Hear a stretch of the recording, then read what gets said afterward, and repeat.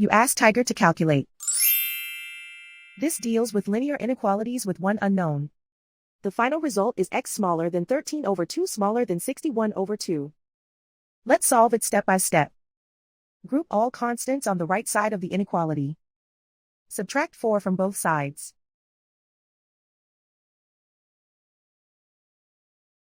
Simplify the arithmetic.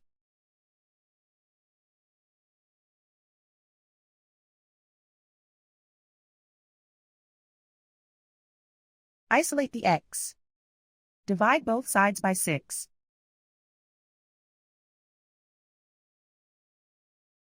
Simplify the fraction.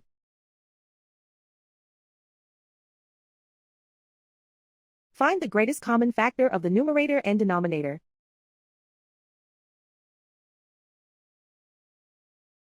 Factor out and cancel the greatest common factor.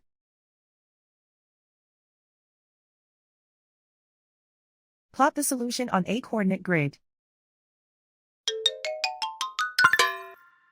And so the final result is x smaller than 13 over 2 smaller than 61 over 2.